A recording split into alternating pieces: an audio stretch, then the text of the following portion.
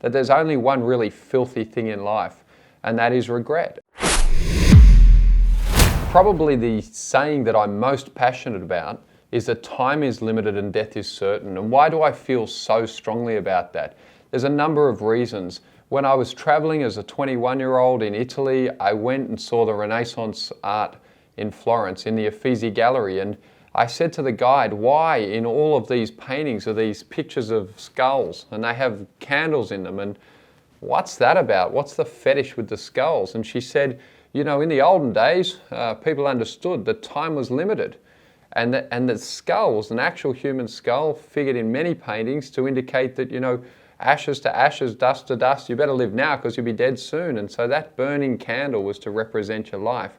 For me, this week I celebrated, in a very sad way, the death of my brother, my eldest brother, at 45 years of age. It was 15 years ago, I was 30. It jolted me awake again because only less than a month before that, less than 8 months before that, a month before that I'd been married, or 3 weeks, and 8 months before that my father had died.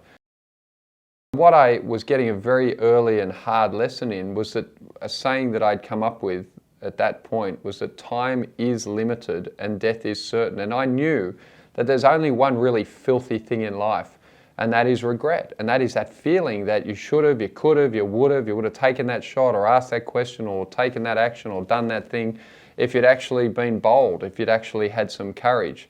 And it led me to develop this insight into how most people live.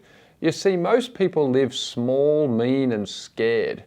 That's who you're meeting on the street, in your life, day to day. When you share your dreams, what you normally get is a response that is small and mean and scared. And people project simply their own life experience where they lived small, where they acted mean, and in fact it all came from the fact that they were scared.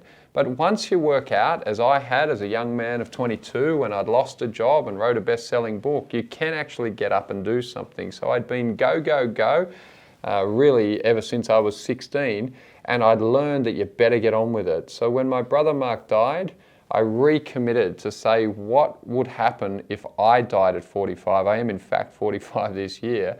I wanted to make sure that I'd done everything and lived in a way that I could be proud of and that was reconciled with my own values and that built people up and built the world up, rather than being one of those timid souls who in my view were small, mean and scared. So I came up with this idea that what you should do is you should live big, you should live generous, and you should live bold or brave.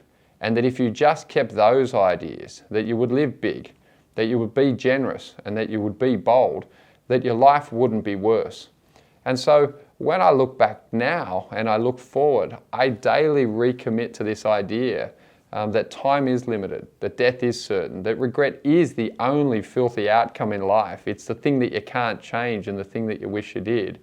And so, you know, I'm not young anymore, but I love that saying that used to be on the hill at the SCG when it existed, where you'd often hear when I was a kid, some Australian call out to an Englishman who wouldn't play a shot in the cricket, "Have a go, you mug." And so ever since I've thought that's not a bad way to live and not a bad thing to think about.